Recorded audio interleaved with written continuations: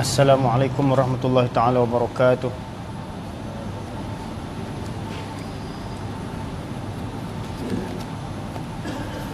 Bismillahirrahmanirrahim. Alhamdulillah. Alhamdulillah nahmaduhu wa nasta'inuhu wa nastaghfiruhu wa nu'minu bihi wa natawakkalu alayh. Wa na'udzu billahi min shururi anfusina wa min sayyiati a'malina. Wa nashhadu anna sayyidana wa habibana wa syafi'ana Muhammadan abduhu wa rasuluh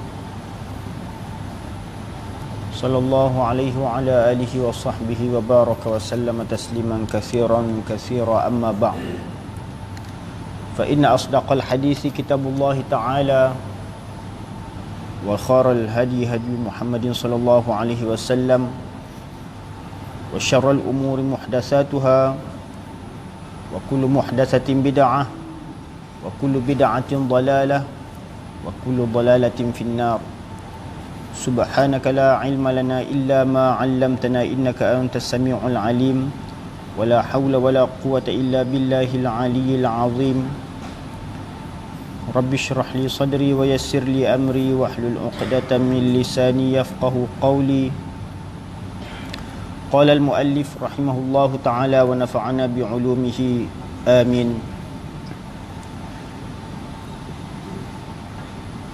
Al-babu sabi' fi fadilatis siwak.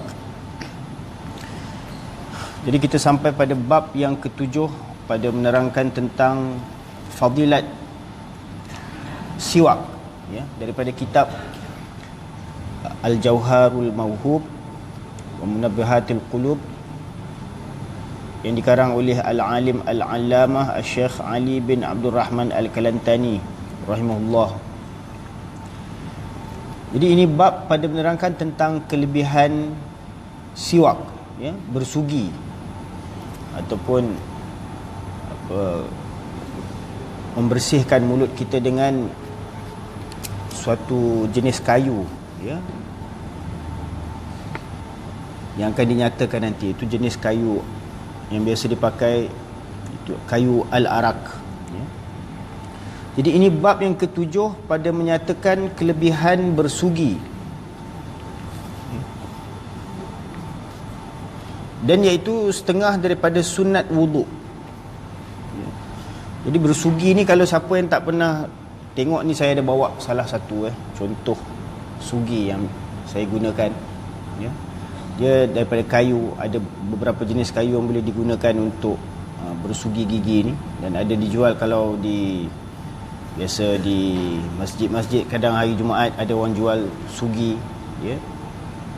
Jadi ini ada fadilat dia, kelebihan dia, ya, sebagaimana yang disabdakan oleh baginda Nabi Muhammad Rasulullah sallallahu alaihi wasallam. Dan di sini dinyatakan sunat wuduk, ya, setengah daripada sunat wuduk adalah bersugi gigi. Jadi kita setiap hari kita berwuduk, ya, sekurang-kurangnya 5 waktu untuk kita sembahyang 5 waktu kita fardu. Jadi adalah sayugianya, sebaik-baiknya kita menjadikan amalan bersugi gigi ni sebagai salah satu daripada sunat-sunat di dalam kita mengerjakan wuduk kita, ya. Biasa kita berkumur, kita basuh mulut je, kadang jarang kita nak bawa sugi ni, ya. Sebab mungkin kita tak biasa sangat, ya. Biasa kita pakai berus gigi dengan dengan ubat gigi tu dekat bilik mandi je lah, waktu bangun pagi, ya. Kita gosok gigi, itu pun kita dapat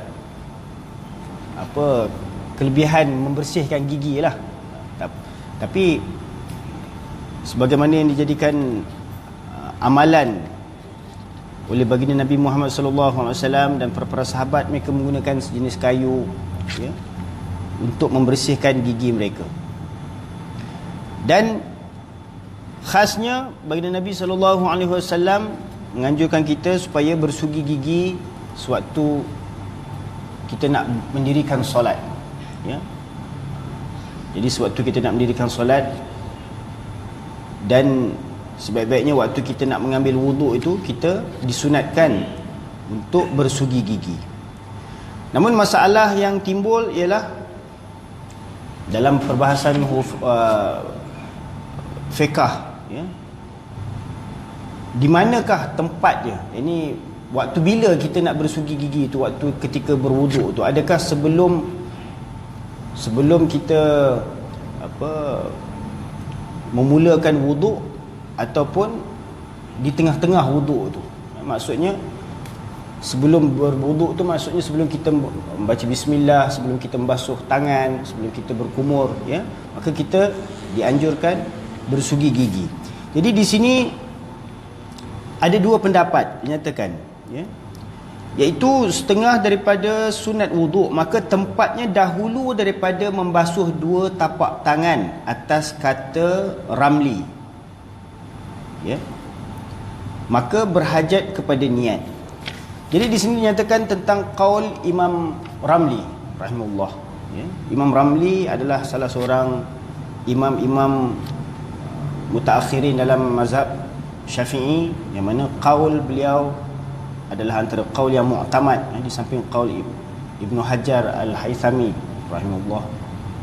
Jadi menurut qaul pendapat Imam Ramli rahimahullah, tempat ini waktu kita nak menggunakan siwak ni, membersihkan gigi kita sewaktu nak berwuduk tu, ialah dahulu daripada membasuh dua tapak tangan.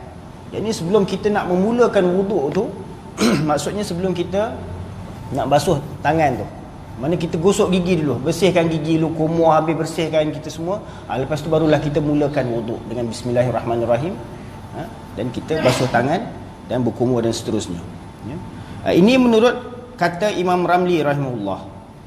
Maka jikalau kita bersugi gigi sebelum memulakan wuduk, maka di sini maka berhajat kepada niat. Jadi kita bersugi gigi itu dengan niat apa? Niat sunat kerana Allah Ta'ala saja. Aku bersugi gigi kerana Allah Subhanahu Wa Ta'ala. Ini dia ada dinyatakan nanti, nawaitu sunnatal istiyak, saja aku menggunakan siwak ini sunat kerana Allah Subhanahu Wa Ta'ala. Dan menurut kata Imam Ibnu Hajar Al-Haythami, kemudian daripada membasuh dua tapak tangan, ya, jadi menurut pendapat Imam Ibnu Hajar pula, kedudukan menggunakan siwak ini ialah selepas kita membasuh tangan. Ini selepas kita dah ucap bismillahirrahmanirrahim, ya, kita basuh tangan, kemudian sebelum kita berkumur tu, ya,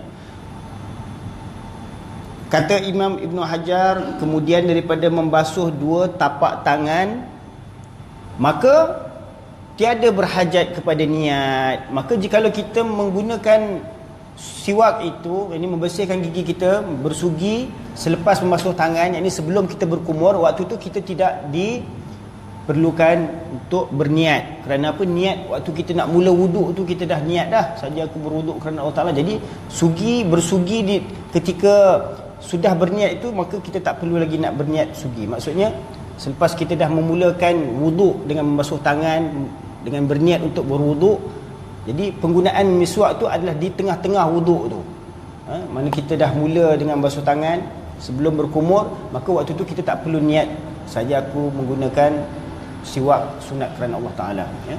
Melainkan kalau kita menggunakan, beramal dengan fatwa Imam Ramli tadi, iaitu kita bersiwak sebelum memulakan wuduk. Ini bersiwak sebelum membasuh tangan, maka waktu itu kita disunatkan untuk berniat menggunakan siwak itu, ya.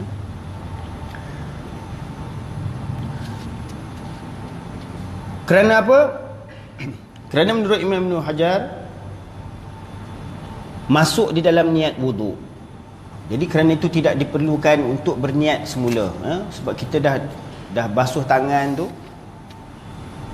kita nak berkumur tu, maknanya kita dah mulakan berwuduk, maka tak perlu nak berniat bersugi untuk berwuduk tu, ya.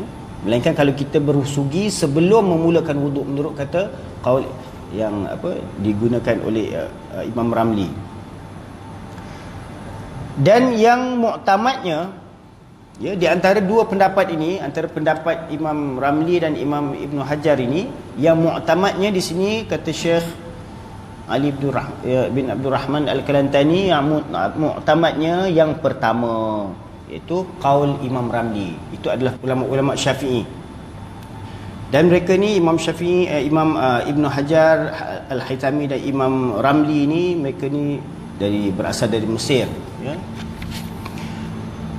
Dan jadi yang muktamadnya qaul yang pertama, yakni kalau kita nak beramal dengan qaul yang muktamad adalah qaul Imam Ramli, iaitu kita bersugi sebelum berwuduk tu. Mana kalau kita ada sugi, kalau kita nak gosok gigi pun, kita gosok gigi dulu siap-siap, lepas tu barulah kita mulakan wuduk kita. Itu qaul yang muktamad. Intihar, habis. Itu daripada kitab Bajuri, ya. Riwayat daripada Abu Hurairah radhiyallahu anhu bahwasanya Rasulullah sallallahu alaihi wasallam bersabda, bermula taharah itu 4 perkara. Ini yang dimaksudkan taharah itu apa? Kesucian, ya. Bersuci itu ada 4 perkara. Yang dimaksudkan dengan bersuci itu pada 4 perkara. Pertama, bergantung Pertama, bergunting misai. Bukan bergantung, ya. Pertama, bergunting misai. Ini memotong misai, memendekkan misai itu. Jangan sampai misai itu lebih daripada bibir dia. Yang kedua, bercukur bulu ari-ari, ya, cukur bulu ari-ari, maksudnya bulu kemaluan kita. Dan ketiganya, kerat kuku, ya, kita potong kuku kita, pendekkan dia. Dan yang keempatnya, bersugi. Jadi ini adalah antara perkara-perkara yang patut kita bersihkan, ya, patut kita pelihara kebersihannya, ya. Meriwayatkan dia hadis ini Bazzar dan Tabrani daripada Abu Darda. Wa qala an-nabiy sallallahu alaihi wasallam, raka'atani bisiwakin khairum min 70 raka'atan bighairi siwakin.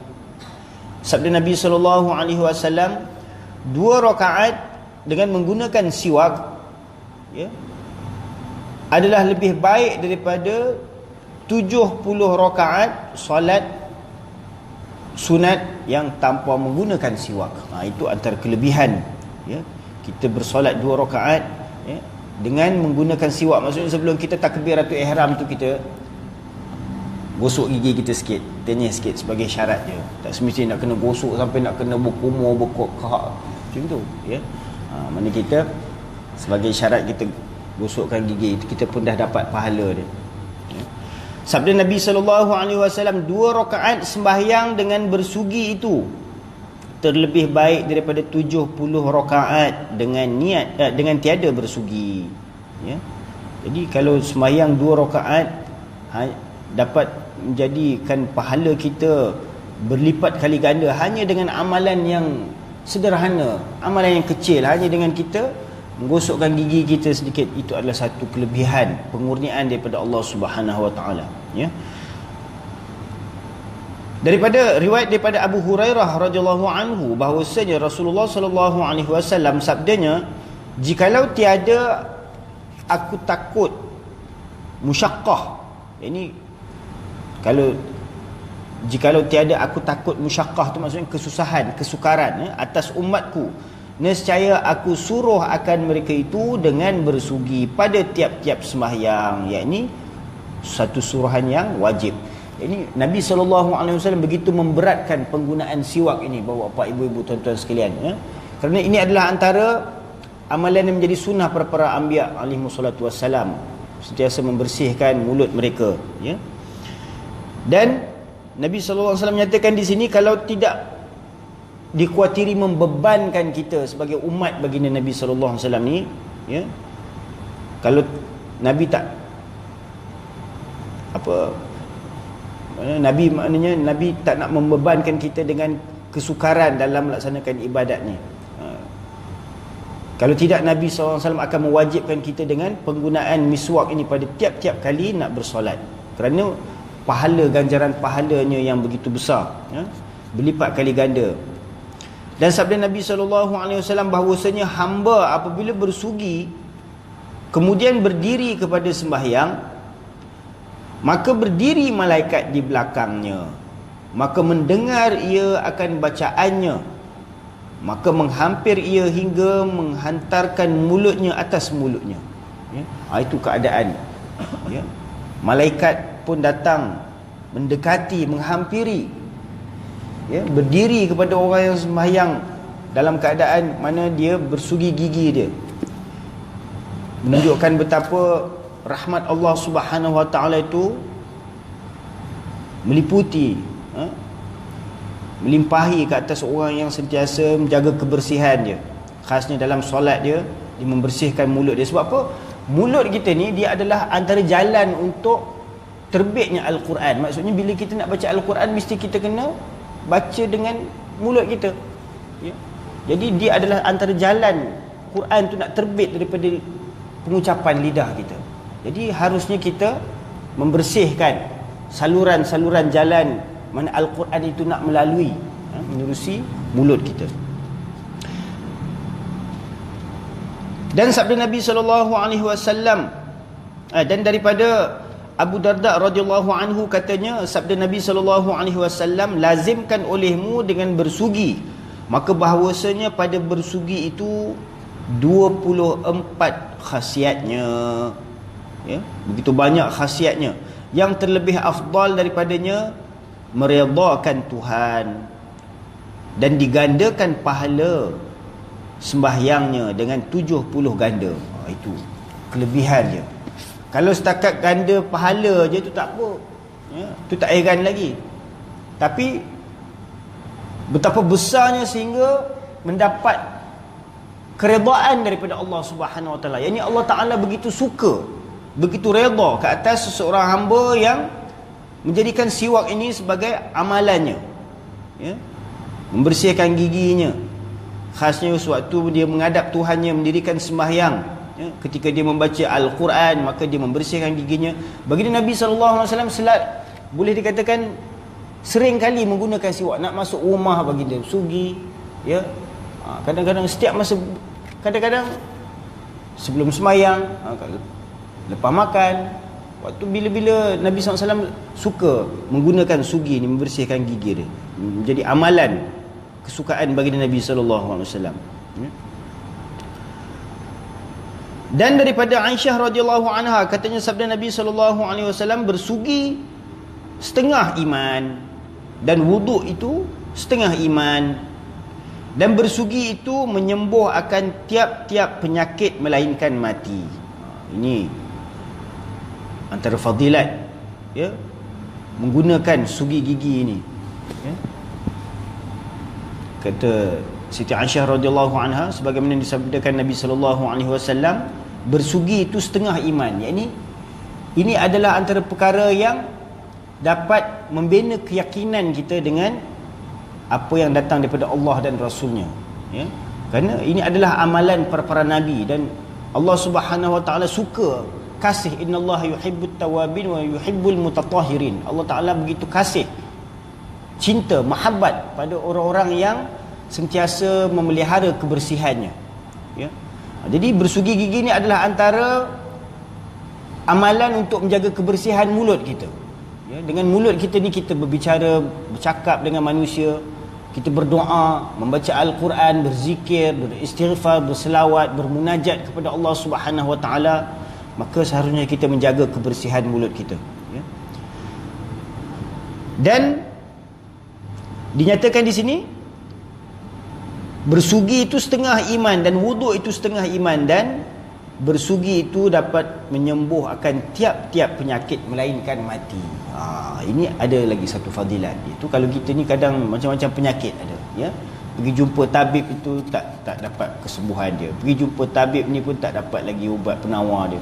Pergi jumpa doktor, habis pusing dah, habis semua, tak jumpa-jumpa lagi ubatnya. Maka ini antara pilih makan madu lebah, ya, untuk ubat penyakit. Dah kalau tak ada sangat ubat, ni mungkin masalah penyakit tu banyak disebabkan makan makanan yang tidak berzat, ya, dan tidak membersihkan bahagian gigi dia, ada makanan-makanan yang melekat di celah-celah gigi, menyebabkan gigi pun rosak, ya. Jadi kerana itu kita dianjurkan untuk menggunakan siwak ini untuk membersihkan gigi kita, ya, dapat menghindarkan kita daripada berbagai-bagai penyakit-penyakit. Dan makruh bersugi kemudian daripada gelincir matahari bagi orang puasa, kerana tersebut pada hadis, sungguhnya bau mulut orang puasa itu terlebih baik pada Allah daripada bau kasturi, yakni banyak pahalanya pada Allah daripada memakai kasturi pada hari Jumaat dan umpamanya. Ini bagi orang-orang yang berpuasa, ya, bagi orang-orang yang berpuasa boleh menggunakan siwak, boleh bersugi gigi selagi mana sebelum gelincir matahari, maksudnya sebelum tengah hari itulah, sebelum zuhur tu, mana boleh kalau dia nak bersugi gigi dan membersihkan gigi dia. Namun kalau selepas gelincir matahari, maka dimakruhkan untuk bersugi gigi kerana bau mulut orang yang berpuasa itu begitu disukai oleh Allah Subhanahu Wa Taala, lebih harum di sisi Allah Subhanahu Wa Taala berbanding kasturi. Wa qala Nabi sallallahu alaihi wasallam tasawwaku fa inna as-siwaka matharatun lil fammi wa mardatun lirabbi. Ya, sabda Nabi sallallahu alaihi wasallam, tasawwaku, bersiwaklah oleh kamu, ya. Fa inna as-siwaka, kerana sesungguhnya siwak itu matharatun lil fammi, dia adalah menyucikan, ya, pembersih bagi mulut, wa mardatul lirabbi, dan meredakan bagi Tuhan. Ini sabda Nabi sallallahu alaihi wasallam, ya. Jadi kita nak mencari keredaan Allah Subhanahu Wa Taala dengan amalan yang begitu sederhana ni juga dapat meraih keredaan Allah Subhanahu Wa Taala. Maka kenapa tidak kita jadikan ini sebagai satu amalan, ya? Kita nak buat amalan yang meredakan Allah Taala, nak buat amalan yang besar-besar, nak buka buka madrasah ke, nak buat masjid ke apa, ini semua memerlukan tenaga, belanja, kederat yang besar, ya. Nak meraih keredaan Allah Subhanahu Wa Taala, nak berjihad, berjuang fi sabilillah, ni semua memerlukan tenaga, ya. Dengan amalan yang sedikit ini yang setiap hari kita boleh amalkan ketika mana kita berwuduk, mendirikan solat, ya, maka kenapa tidak kita jadikan ini sebagai satu amalan yang istiqamah untuk kita amalkan, ya, kerana dapat meraih keredaan Allah Subhanahu Wa Taala. Dan sabda Nabi sallallahu alaihi wasallam, bersugi olehmu, maka bahawasanya bersugi itu menyucikan bagi mulut dan meredakan bagi Tuhan. Wa qala sallallahu alaihi wasallam, dan sabda Nabi sallallahu alaihi wasallam, sittatun min sunanil mursalin, al-haya'u wal hilmu wal hijamatu was siwaku wat ta'atturu wa kasratul azwaj. Ini adalah sunnah, menjadi sunnah para mursalin. Ada berapa? Ada 6, sabda Nabi SAW. Sittatun min sunanil mursalin, ada 6 perkara yang menjadi sunnah. Ini amalan sunnah para mursalin, para rasul, iaitu al-haya, ya. Apa itu al-haya? Pertama, malu, ya. Kemudian al-hilm. Al-hilm artinya apa? Halim, lemah lembut, ya. Kemudian wal hijamatu, hijamah artinya apa? Berbekam. Ini merupakan amalan para rasul, ya. Sentiasa bersifat malu, sentiasa berlemah lembut dan berbekam, ya, mengeluarkan darah kotor, ya. Dan wasiwak, dan menggunakan siwak, itu bersugi. Dan seterusnya wa ta'atturu, iaitu menggunakan minyak wangi, memakai bau-bauan harum, atar, minyak atar, ha? Dan yang keenamnya wa kasratul azwaj, dan yang keenam banyak beristeri. Itu adalah merupakan sunnah para mursalin, memperbanyakkan isteri. Jadi kalau pakcik-pakcik makcik-makcik dengar, janganlah marah-marah pula, ya? Itu sunnah para nabi, ya, memperbanyakkan isteri. Itu maksudnya dalam had lah, jangan lebih daripada 4 pula. Itu pun minta maaf dengan apa, makcik-makcik, ibu-ibu sekalian, ya. Iaitu adalah sabda Nabi sallallahu alaihi wasallam, 6 perkara setengah daripada jalan mursalin, dan pada setengah riwayat min sunanil anbiya, yakni antara sunnah para nabi juga, ya. Nabi-nabi dan rasul-rasul. Pertamanya apa? Malu, yakni daripada Allah dan malaikat dan manusia. Malu maksudnya apa? Malu daripada mengerjakan barang yang tidak baik pada syarak, ya. Malu mengerjakan dosa, malu mengerjakan maksiat, perkara-perkara yang mengaibkan. Dan yang kedua, lemah lembut perangainya, ya, dalam tutur katanya, dalam tindakannya, ya, bersopan santun. Dan yang ketiga, berbekam, yakni buang darah kotor, ya.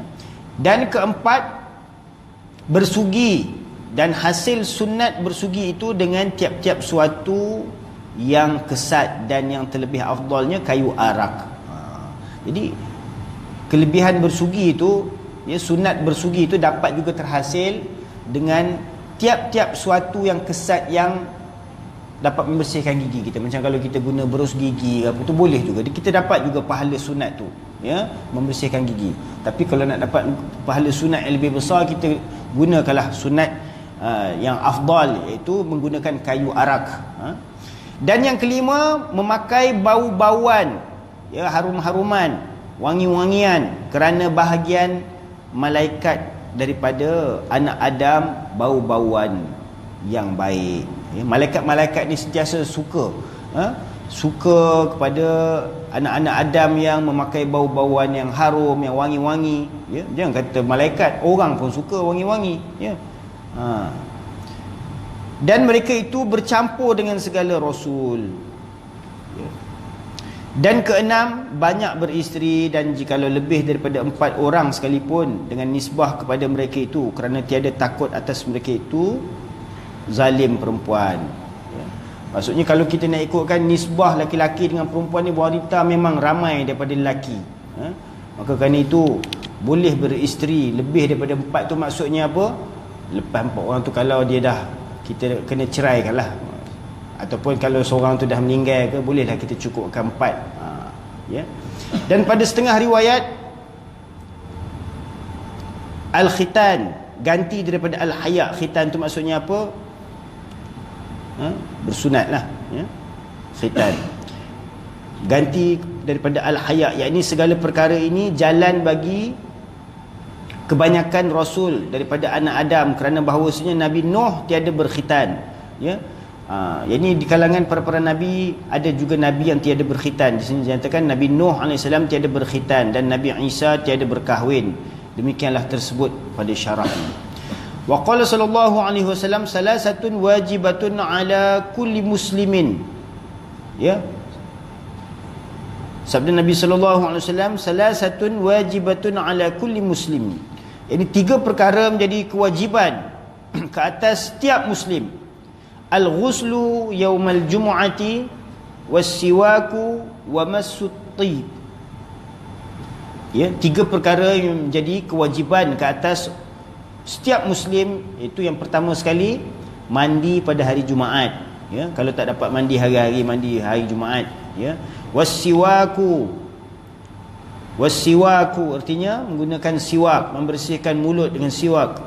Dan yang ketiganya, wa massut tib, iaitu menyapu wangi-wangian, ya. Dan sabda Nabi sallallahu alaihi wasallam, 3 perkara wajib, yakni sunat. Wajib di sini maksudnya bukanlah wajib yang wajib aini ataupun wajib yang fardu, ya.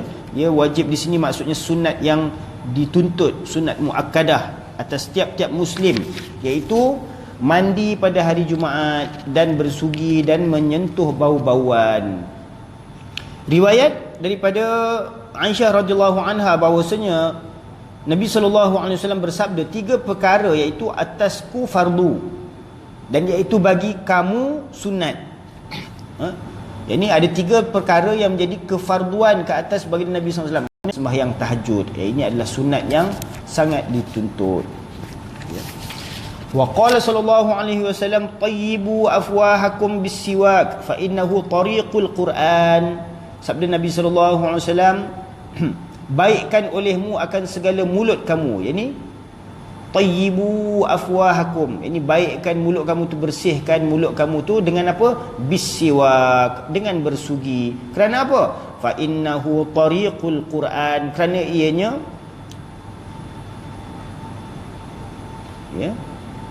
kerana ianya adalah merupakan jalan bagi Al-Quran. Dan sabda Nabi sallallahu alaihi wasallam, baikkan olehmu akan segala mulut kamu dengan bersugi, yakni baikkan olehmu akan dia dengan menghilangkan bau-bau busuk daripada mulut tu, bau yang keji daripada mulut dengan bersugi. Yakni kita nak bersihkan mulut kita. Kalau kita tak bersihkan mulut kita, cuba kita cakap dengan orang pun tak boleh nak dengar kita cakap. Silap-silap boleh tumbang dia dengar, sebabkan bau mulut kita, ya. Maka sebab tu kita hendaklah membersihkan mulut kita tu dengan bersugi. Maka bahawasanya ia adalah jalan Quran, ya. Jadi Al-Quran tu nak keluar daripada mulut kita tu, nak dibacakan, nak sampai pada telinga orang tu, mesti melalui mulut kita. Kalau mulut kita tu berbau dengan bau yang busuk, maka orang dengar Quran tu pun silap boleh pening juga dia, dengan bau kita, bau mulut kita tadi, ya. Kalau jauh tak apa, kalau dengar dekat-dekat, Allahu Akbar, ya. Jadi kita hendaklah bersihkan mulut itu. Itu sunat, ya. Riwayat daripada Ibnu Abbas radhiyallahu anhuma pada firman Allah Taala, wa idzibtala Ibrahim rabbuhu bikalimatin, ya. Pada firman Allah Taala ini, wa idzibtala Ibrahim rabbuhu, ketika mana Nabi Ibrahim alaihi salam diuji, dicuba oleh Tuhannya dengan beberapa kalimat, ya. Artinya pada waktu dicuba akan Ibrahim oleh Tuhannya dengan beberapa kalimat, katanya dicuba akan dia dengan bersuci 5 pada kepala dan 5 pada tubuh. Maka yang 5 pada kepala itu bergunting misai, ya. Ini yang dimasukkan dengan kalimat-kalimat yang diajarkan oleh Allah Ta'ala kepadanya, iaitu dengan perintah supaya bersuci pada 5 tempat pada kepala dan 5 tempat pada tubuh badan, ya. 5 tempat pada kepala itu apa? Bergunting misai, ya. Yang kedua berkumur-kumur, ini pada mulut, dan masuk air ke hidung. Ini kita masukkan air ke hidung tu, kita sedut air ke hidung, ya. Kita istinsyak itu dipanggil, ya. Kita sedut air ke hidung tu supaya kita dapat bersihkan saluran-saluran hidung kita. Dan bersugi dan membelah rambut kepala. Ini rambut kepala tu kita belahkan dia, biar ada urat, macam garis tu. Dan yang 5 pada tubuh yang menjadi amalan, yang dimaksudkan di sini itu apabila Nabi Ibrahim AS diuji dengan kalimat-kalimat ini, ya, arahan untuk memelihara kebersihan pada tubuh badan ini, pada kepala dan pada tubuh badan ini. Dan 5 pada tubuh itu kerat kuku, iaitu membersihkan kuku, memotong kuku, dan berkhitan, ya, bersunat, dan cabut bulu ketiak, dan bercukur bulu. Cukur bulu ni maksudnya bulu ari-ari lah, ya. Dan istinja dengan air, itu membersihkan najis dengan air yang mutlak. Wa qala sallallahu alaihi wasallam, rahimallahul mutakhallilina min ummati fil wudu' wat ta'am. Sabda Nabi sallallahu alaihi wasallam, semoga Allah Subhanahu wa taala memberi rahmat ke atas al-mutakhallilin. Mutakhallilin ni maksudnya apa? Orang yang suka menyela-nyela, maksudnya dia suka pergi celah-celah tu, mencelah-celah tu, maksudnya dari kalangan umat baginda Nabi SAW pada urusan apa? Pada urusan wuduk dan pada urusan ta'am. Apa maksudnya mencelah-celah pada urusan wuduk dan pada urusan ta'am ni? Maksudnya pada urusan wuduk tu kita mencelah-celahkan pada celah-celah jari kita tu. Maksud kita ambil wuduk tu, kita basuh tangan tu, kita menyela-nyela jari tangan, dan waktu kita basuh kaki tu kita gunakan jari kelingking kita tu masuk celah-celah tu. Itu maksudnya pada urusan wuduk. Dan pada urusan makan, pada urusan ta'am ni maksudnya apa? Kita dah makan tu, di celah-celah gigi tu ada kadang-kadang makanan dia tertinggal, ya, kadang-kadang daging ayam ke daging lembu, kadang-kadang dia kan berurat-urat tu, kadang-kadang boleh melekat celah gigi. Kalau kita tak buang tu, cuba tengok pagi esok, rasa macam sembab gigi, gusi kita tu, dia akan sakit. Ya, kerana itu kita kena bersihkan celah-celah gigi kita. Lepas kita makan, khas makan daging ke, tak kira lah makan sayur ke, kalau kita rasa macam melekat celah gigi kita, disunatkan untuk kita membersihkan celah-celah tu. Ya, kerana itu dapat menghindarkan sakit gigi kita, itu menjaga kebersihan mulut kita. Jadi Nabi sallallahu alaihi wasallam mendoakan untuk orang yang memelihara kebersihan. Rahimahullahu almutaqallilina min ummati fil wudu'i wat ta'am. Semoga Allah Taala merahmati orang-orang yang menyela-nyelati daripada umatku pada wuduk dan makanan, yakni menyela-nyelati segala bulunya pada ketika mengambil air sembahyang, menyapu pada celah-celah janggut, di celah-celah janggut. Kalau janggut dia panjang lah, kalau janggut pendek nak celah macam mana, ya. Dan mandi dan menculit gigi, menghilangkan yang tinggal daripada makanan yang dicelah gigi itu. Ya, makanan-makanan yang tinggal celah-celah gigi itu hendaklah kita bersihkan, kerana itu juga akan mendapat rahmat daripada doa Nabi sallallahu alaihi wasallam ini.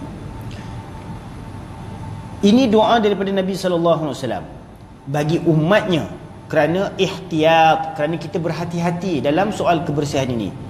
Kerana ihtiyat mereka itu pada ibadat, maka seyogianya bahawasanya diamat-amati dengan dia supaya masuk di dalam doa Nabi sallallahu alaihi wasallam ini, ya. Jadi Nabi dah mendoakan, ya, untuk orang-orang di kalangan umat ni yang menjaga kebersihan pada urusan wuduk ni, pada urusan ta'am ni, mencelah-celahi kebersihan tu, ya. Maka Nabi mendoakan kebaikan, rahmat untuk mereka. Maka janganlah kita sia-siakan, ya, amalan tersebut. Wa qala sallallahu alaihi wasallam, la natakhallalu bil as, la tatakhallalu bil as wal raihan wal qasab fa innahu yurisul akilah. Dan sabda Nabi sallallahu alaihi wasallam, jangan kamu culit gigi dengan kayu as. Kayu as ni adalah sejenis kayu, dan kayu kayu selasih, dan qasab, iaitu tumbuh-tumbuhan yang adalah batangnya itu ruas, ya, batangnya itu berruas. Ini ada ruas-ruas, ya. Dan buku macam pokok buluh tu, ya, seperti batang jagung dan batang gandum, maka bahawasanya mempusakai penyakit akilah, iaitu penyakit memakan daging. Ini dia akan makan daging gusi kita tu. Kalau kita nak culik gigi kita tu pun kita kena tengok juga kayu, ada kayu-kayu yang akan mendatangkan kesan buruk pada gusi kita, maka jangan kita gunakan kayu tersebut. Wa qala sallallahu alaihi wasallam, salatun bisiwakin khairum min 70 salati bighairi siwakin. Dan sabda Nabi sallallahu alaihi wasallam, satu sembahyang dengan bersugi itu terlebih baik daripada 70 sembahyang dengan tiada bersugi. Kita nak sembahyang 70 rakaat pun susah, ya. 70 rakaat sembahyang nak dibandingkan dengan 2 rakaat sembahyang dengan bersugi, ya. Yang mana kita mampu buat, baik kita buat sembahyang 2 rakaat dengan bersugi, kerana ganjaran pahalanya lebih baik. Khairum min 70 salati bighairi siwak, lebih baik daripada sembahyang 70 rakaat yang tanpa menggunakan siwak, ya. Dan pada satu riwayat, sabda Nabi sallallahu alaihi wasallam,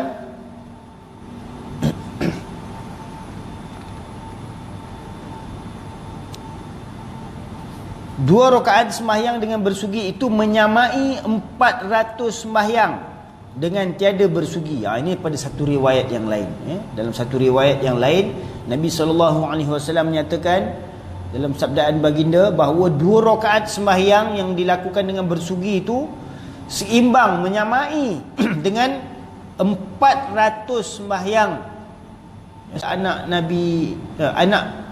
Nabi Ismail, dan keluar ia daripada dosanya seperti keluar rambut daripada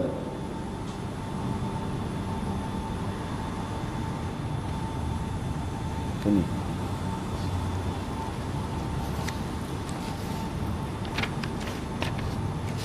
seperti keluar ya, seperti yang disebut dalam kitab Tuhfah, Maksudnya dengan bersugi itu kita mendapat kelebihan yang begitu besar, ya. Seperti kita menyamai 400 sembahyang dengan tiada bersugi, dan seolah-olah kita memerdekakan hamba, ya. Seolah-olah memerdekakan hamba.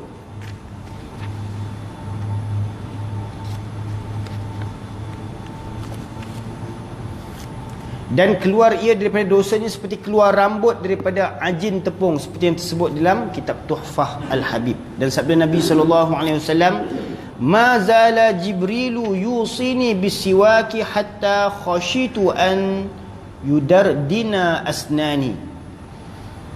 Sabda Nabi SAW, sentiasa Jibril yusini, berwasiat, berpesan kepadaku, bisiwak, dengan amalan bersiwak. Ini Jibril sentiasa berpesan kepada Nabi SAW supaya sentiasa beramal dengan siwak. Hatta khashitu, sehingga aku takut, ayyudardina asnani, sehingga aku takut akan bahawa gugur segala gigiku.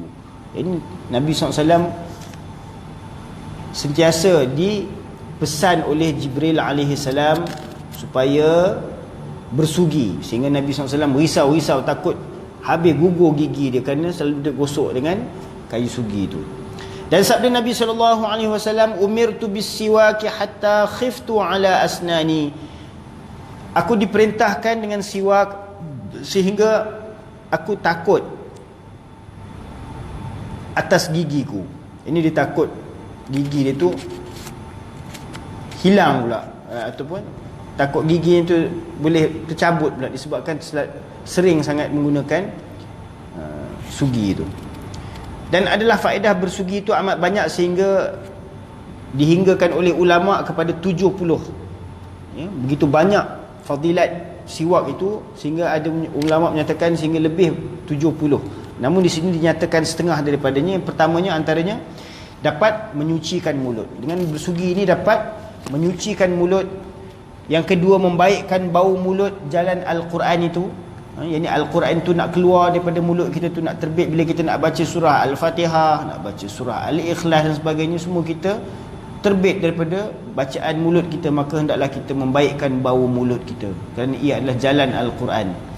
Kemudian dengan faedah bersugi itu kita akan dapat membetulkan tulang belakang, dapat membaikkan maidah, itu perut kita, dapat meneguhkan gusi, dapat melambatkan uban, ya, dapat menjernihkan kejadiannya, iaitu warna tubuhnya, dan dapat membaikkan cerdiknya, menambahi akal, menggandakan pahala amal, memudahkan keluar nyawanya, mengingatkan menyebut 2 kalimah syahadah tatkala hendak matinya, keluasan pada kehidupannya, mengkayakan, memudahkan rezeki, mendiamkan sakit kepala, menghilangkan segala penyakit di dalam kepala, memutuskan balgam, menguatkan gigi, mencerahkan mata, menambahi fasih, membaikkan hafazan, menyucikan hati, menambahkan kebajikan, menyukakan malaikat, menghinakan syaitan, menghilangkan hufur, iaitu lubang-lubang pada suratan gigi, iaitu rongak-rongak gigi itu dapat terhindar, ya. Kemudian memudahkan hancur makanan. Ini senang kita nak hadam makanan, dimustajabkan doa, bercahaya mukanya, berjabat tangan dengan dia oleh malaikat. Ini malaikat pun suka nak berjabat tangan, bersalam dengan orang yang memelihara kebersihan mulutnya.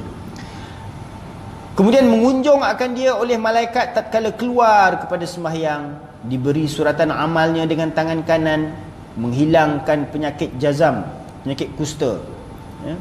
Kemudian menjinakkan dia oleh malaikat di dalam kuburnya, iaitu di dalam kubur nanti dia akan diraikan, akan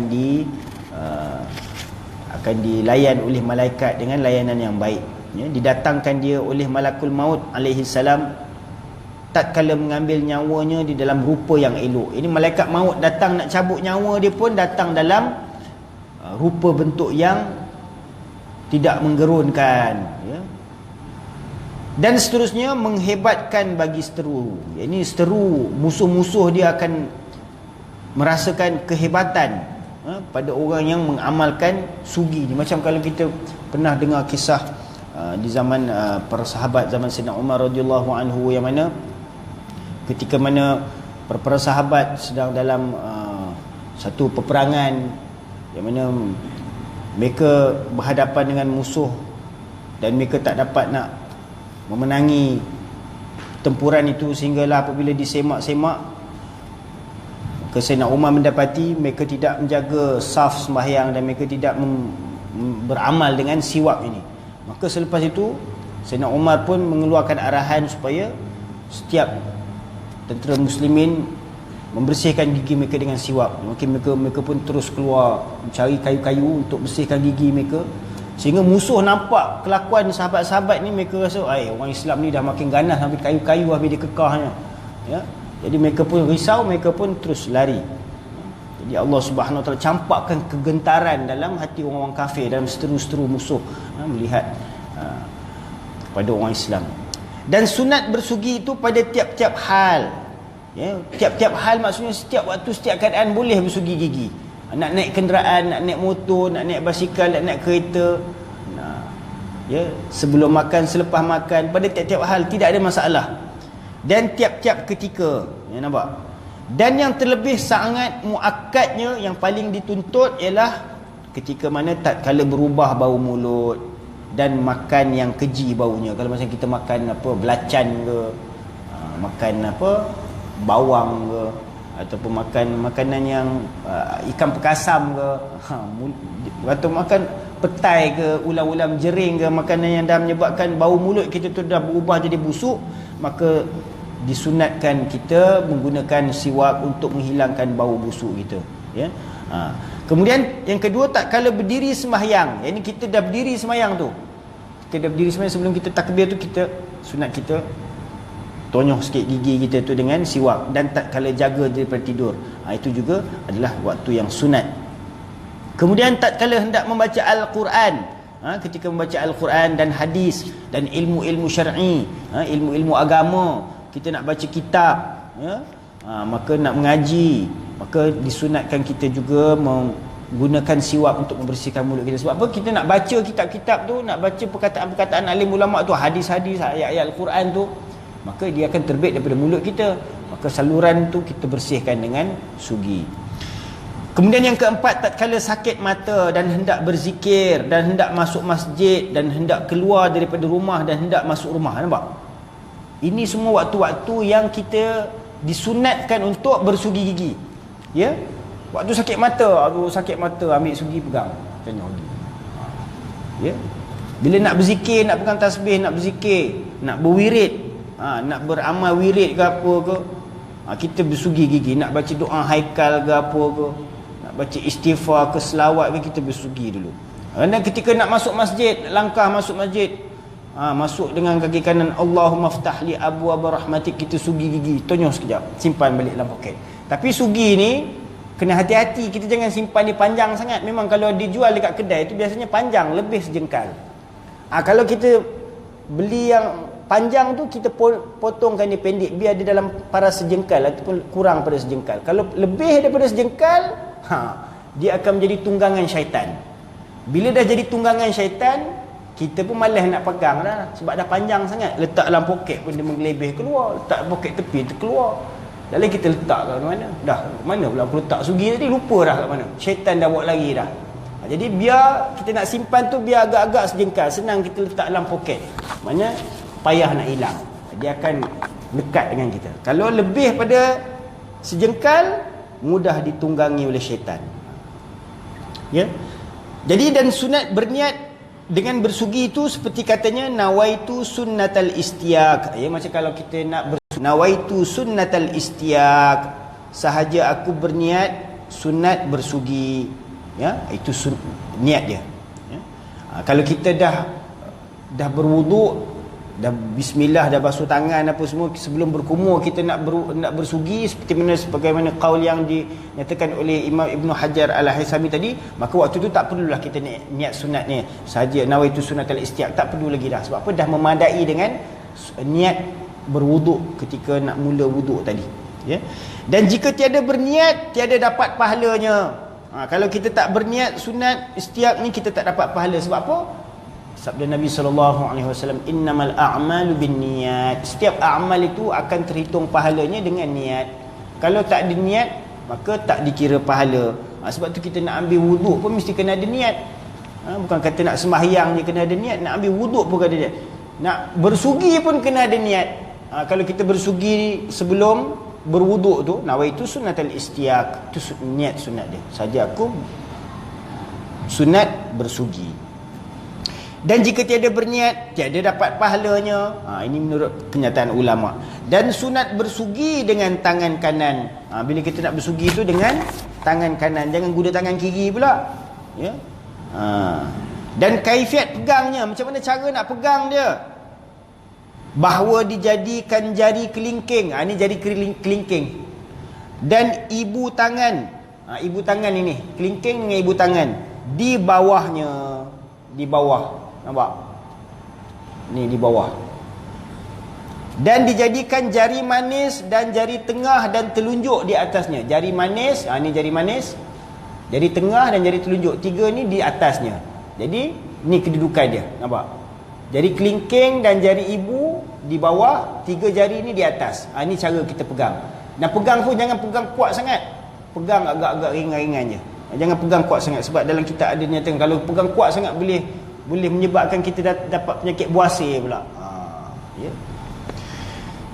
Jadi kaifiat pegangnya bahawa dijadikan jari kelingking dan ibu tangan di bawahnya, dan dijadikan jari manis dan jari tengah dan telunjuk di atasnya. Dan makruh bahawa lebih panjang kayu sugi itu daripada sejengkal. Nampak? Makruh kalau kita simpan kayu sugi itu lebih daripada sejengkal, mana panjang sampai ke sini, itu makruh. Ya, kerana kata qil dikatakan bahawasanya syaitan menunggang ia atas yang lebihnya. Itu yang saya katakan tadi. Syaitan akan tunggang dia. Tu yang kita, mana aku letak sugi aku, padahal dah berapa kali sugi beli dah, tak pernah habis pun pakai. Pakai sekerat hilang, pakai sekerat hilang. Ya? Sebab syaitan dah tunggang dia, bawa ke mana tak tahu. Dan sunat dimulai dengan pihak kanan. Yang ni bila kita nak bersugi tu, kita sunat kita bersihkan bahagian kanan mulut kita dulu. Ya, kita belah gigi bahagian kanan hingga setengahnya. Ini daripada kanan kita ambil pada dalam tu sampai ke tengah ni, pada ambil belah kiri pula. Kemudian dimulai dengan pihak kirinya hingga setengahnya di luar gigi dan di dalamnya. Begitulah juga bahagian dalam ni pun, daripada dalam ke tengah, dalam ke tengah. Kemudian dilalukan atas keliannya dan atas lidahnya dan langit-langit halkumnya. Wallahu a'lam wa ilmuhu atam. Itu antara fadilat as-siwak. Ya, fadilat menggunakan siwak untuk membersihkan gigi kita. Jika ada apa-apa persoalan nak tanya, insya-Allah saya buka soalan. Kalau ada apa-apa pertanyaan, bapak-bapak, ibu-ibu, silakan, insya-Allah.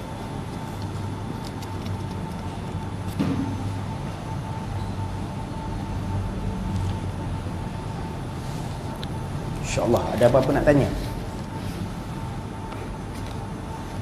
yang berkaitan dengan siwak?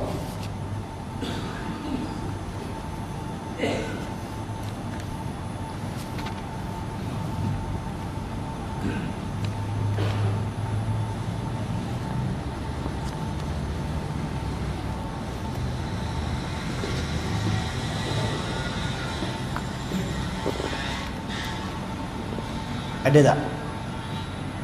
Kalau tak ada, insya-Allah saya harap semua perhadirin, hadirat, ibu-ibu, bapa-bapa sekalian semua dapat mengambil faedah daripada majlis ilmu kita pada malam ni tentang fadilat siwak ni, ya. Walaupun perkara ni nampaknya kecil, ya, tapi ini adalah amalan yang begitu besar di sisi Allah Subhanahu Wa Taala, ya, dapat meredhakan Allah Subhanahu Wa Taala. Dan ini adalah antara merupakan amalan yang begitu diberatkan oleh baginda Nabi SAW. Jikalau tidak, kerana dikhawatiri membebankan ke atas umat baginda Nabi SAW, baginda Nabi SAW suka ianya diwajibkan ke atas kita semua. Ya, kalau kita anggap ini perkara yang begitu remeh, ringan, maka kitalah yang kerugian. Kita tidak mengambil peluang untuk meraih keredaan Allah Subhanahu Wa Taala walaupun dengan amalan yang begitu sederhana ni. Wallahu a'lam wa ilmuhu atam. Insyaallah kita doa. A'udzubillahi minasyaitonir rajim. Bismillahirrahmanirrahim. Alhamdulillahirabbil alamin wassalatu wassalamu ala asyrafil anbiya'i wal mursalin wa ala alihi wa sahbihi ajma'in. اللهم صل على سيدنا محمد وعلى آل سيدنا محمد.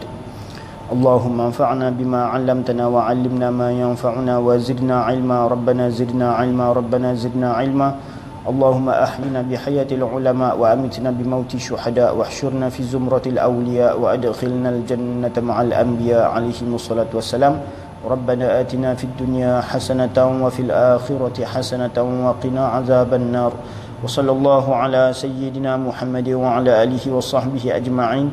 سبحان الله وبحمده سبحانك اللهم وبحمدك نشهد أن لا إله إلا أنت نستغفرك ونتوب إليك. نستغفرك ونتوب إليك. نستغفرك ونتوب إليك. سبحان ربك رب العزة عما يصفون وسلام على المرسلين والحمد لله رب العالمين.